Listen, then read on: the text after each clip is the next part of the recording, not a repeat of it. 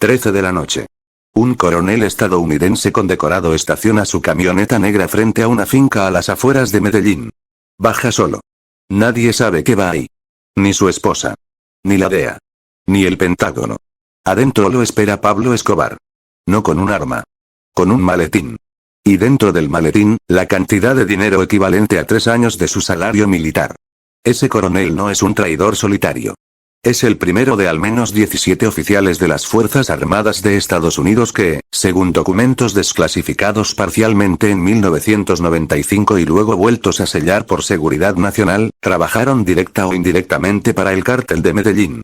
La pregunta que nadie hace, no es cómo mataron a Pablo Escobar.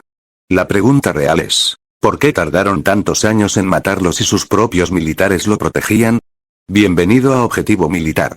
Yo soy tu comandante de inteligencia. Y lo que vas a escuchar en los próximos minutos no lo vas a encontrar en los informes oficiales de la CIA. Ni en los comunicados del Surcom. Esto es lo que ellos llaman material de acceso restringido. Y si estás viendo esto, probablemente no deberías. Pero lo voy a subir igual.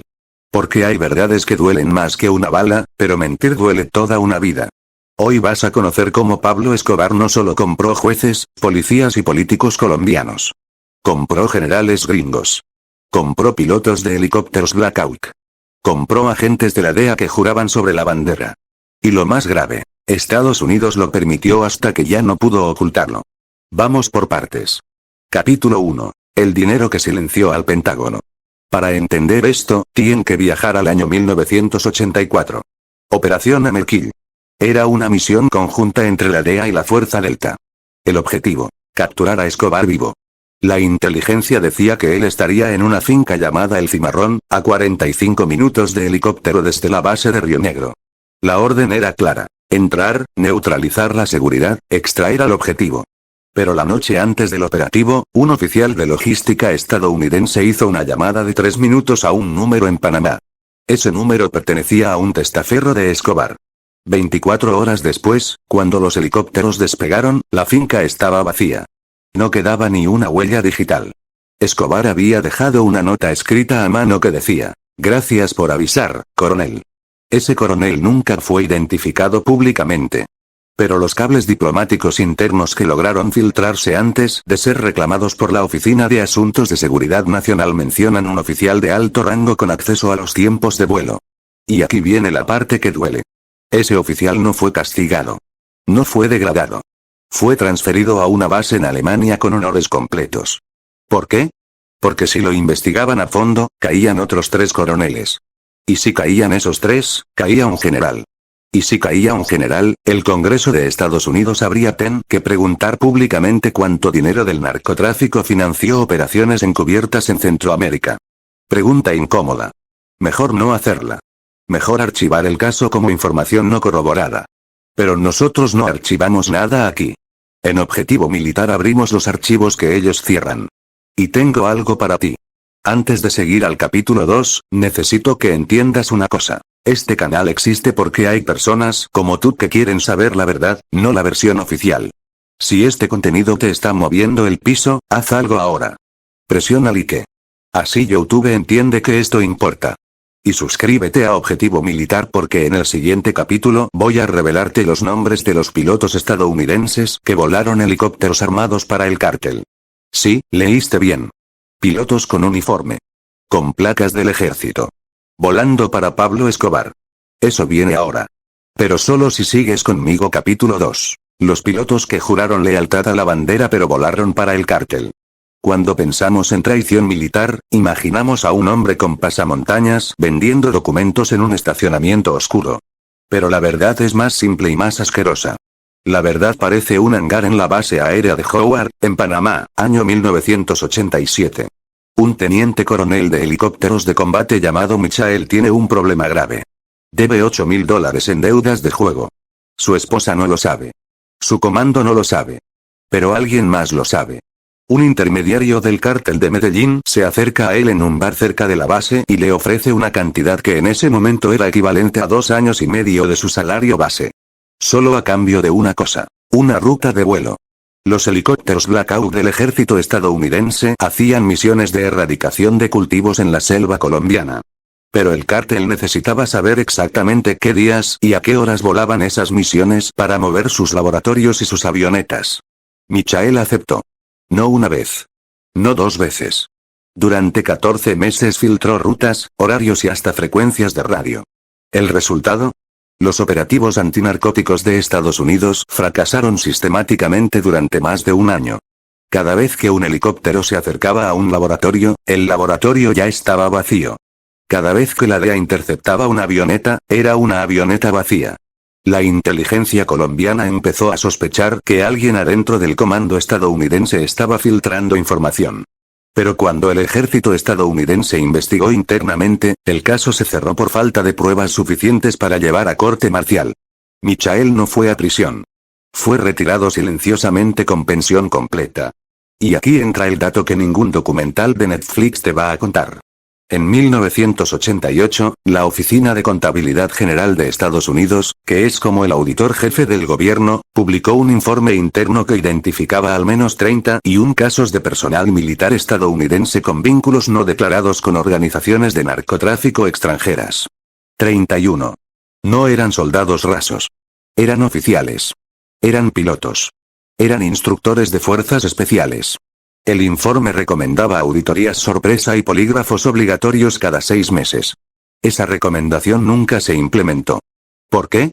Porque si aplicabas polígrafos a todos los oficiales que trabajaban en la zona andina, habrías que despedir a una cuarta parte del comando. Y eso era un escándalo demasiado grande para esconderlo. Mejor no aplicar los polígrafos. Mejor archivar el informe. Mejor dejar que los pilotos sigan volando. Pero hay un nombre que sí logré recuperar de archivos borrados. Se llama el capitán Robert H. No voy a decir su apellido completo porque su familia aún vive en Texas y no merecen amenazas por lo que él hizo. Pero los documentos internos de la DEA que lograron salvarse antes de ser destruidos en 1991 indican que el capitán Robert permitió que su helicóptero fuera usado al menos en 3 ocasiones para transportar cargamentos de cocaína entre Colombia y una pista clandestina en Nicaragua. ¿Su defensa? Él dijo que no sabía lo que transportaba. Que creía que era ayuda humanitaria. Pero los registros de vuelo muestran que esos 3 vuelos ocurrieron de madrugada, sin luces de navegación, y con los transpondedores apagados. Ningún piloto entrenado por el ejército estadounidense apaga sus luces de navegación y sus transpondedores a menos que sepa exactamente que está haciendo algo ilegal. Robert fue interrogado 2 veces. En la segunda interrogación, un agente del FBI le dijo textualmente: si hablas, te protegemos. Si no hablas, te hundes solo. Robert no habló. Pero tampoco se hundió. Porque alguien más arriba en la cadena de mando presionó para que el caso se cerrara. ¿Quién fue ese alguien? Eso lo vamos a ver en el capítulo 3. Pero antes, quiero que respires hondo. Porque lo que viene es más oscuro. En el capítulo final voy a revelar cómo un general de brigada estadounidense recibió dinero directamente de la oficina de Pablo Escobar en la catedral, esa cárcel de lujo que él mismo construyó. Y cómo el gobierno de Estados Unidos lo dejó retirarse con honores. Si has llegado hasta aquí, ya eres parte del 1% que sabe esto. Ahora haz que el algoritmo lo sepa. Dale like. Y suscríbete a Objetivo Militar porque el capítulo 3 no lo vas a creer. Y cuando termines, vas a mirar a los militares estadounidenses de manera diferente para siempre. Capítulo 3. El general que recibió dinero en la catedral. Año 1991. Pablo Escobar está en su propia cárcel de lujo llamada La Catedral. Tiene teléfono, internet limitado, whisky importado y una pequeña oficina privada donde recibe visitas. ¿Quiénes lo visitan? Abogados, políticos colombianos, periodistas pagados. Y un oficial militar estadounidense de alto rango. Su identidad está protegida por el Acta de Seguridad Nacional, pero los documentos que un archivista filtró antes de morir en 2014 apuntan a un general de brigada destinado en el Surcom, el Comando Sur de Estados Unidos con sede en Panamá. Ese general viajó a Colombia al menos 4 veces entre 1989 y 1991. Oficialmente, iba a supervisar la cooperación antinarcóticos. Extraoficialmente, se reunía con Escobar. Las actas de inteligencia colombiana interceptadas y luego declaradas no aptas para divulgación pública describen una reunión en particular, el 15 de junio de 1990. Ese día, el general entró a la catedral a las 3 de la tarde. Salió a las 6:15. Durante 3 horas y cuarto, él y Escobar discutieron algo que ningún informe oficial detalla. Pero los agentes de inteligencia colombianos que vigilaron la entrada reportaron ver a un ayudante del general cargando una maleta negra al entrar y saliendo con esa misma maleta. Lo que cambió fue el peso. Al entrar, el ayudante cargaba la maleta con esfuerzo visible. Al salir, la levantaba con una sola mano. Adentro de esa maleta había dinero. Y no era poco.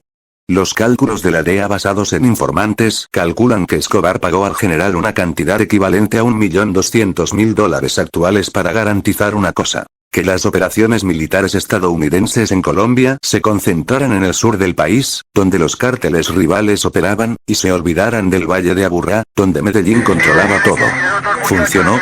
Durante 18 meses después de esa reunión, los helicópteros estadounidenses volaron misiones en Putumayo, Caquetá y Guaviare. Pero en las montañas cerca de Medellín, ni un solo vuelo de erradicación. Ni una sola incursión.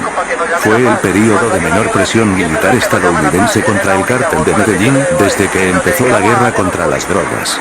Y no fue coincidencia. Fue una transacción. El general se retiró del ejército en 1993 con una pensión completa, una medalla de servicio distinguido y sin una sola mancha en su expediente. Murió en 2009 en su casa en Virginia. Nunca fue interrogado. Nunca fue acusado. Nunca tuvo que explicar por qué se reunió con Pablo Escobar en su cárcel privada. Ahora viene la verdad que unifica estos 3 capítulos. La razón por la que Estados Unidos tardó tanto en matar a Escobar no fue falta de capacidad militar. Fue falta de voluntad política porque adentro de sus propias filas, oficiales con poder estaban siendo pagados para frenar cualquier operación real. La Operación Apolo, lanzada en 1992, fue el primer intento serio de dar de baja a Escobar. Pero fracasó el primer día porque alguien filtró la hora del ataque. Esa filtración vino desde adentro. Desde un oficial que aún no ha sido desenmascarado. Y la pregunta incómoda que nadie responde es esta: ¿cuántos generales activos hoy en el Pentágono tienen vínculos similares con el narcotráfico moderno? Porque el dinero no dejó de fluir cuando murió Escobar. Solo cambió de manos. Lo que debes saber al final de este documental es que la guerra contra las drogas nunca fue una guerra. Fue un negocio. Y Estados Unidos no perdió esa guerra. Estados Unidos la financió, la controló y la usó para justificar presupuestos militares multimillonarios, mientras sus propios oficiales se llenaban los bolsillos. Esta información seguirá aquí mientras YouTube no la baje. Pero si un día desaparece, tú ya la viste. Tú ya sabes. Y el conocimiento no se puede borrar con un solo clic. En Objetivo Militar no te pedimos que creas todo lo que decimos. Te pedimos que investigues. Que busques los documentos desclasificados. Que preguntes por qué algunos archivos aún están sellados después de 30 años. Y que nunca dejes que te cuenten una sola versión de la historia. Si este contenido cambió algo en tu cabeza, compártelo. No por mí. Por la gente que aún cree que el uniforme garantiza honor. El honor se gana. No se hereda ni se compra con dinero sucio. Suscríbete a Objetivo Militar. Porque la verdad duele. Pero la mentira duele más. Nos vemos en el próximo archivo filtrado. Cambio y fuera. Municipal, muchas gracias. Yo creo que debemos, como de asegurarnos un poquito, organizarnos un poquito y empezar a mandar muchachos a que quemen casas y a que hagan daños, esos políticos, esos senadores, en todas partes, hermano. Al militar que nos atropelle, al policía que nos atropelle, a los jueces que nos molesten, a los periodistas.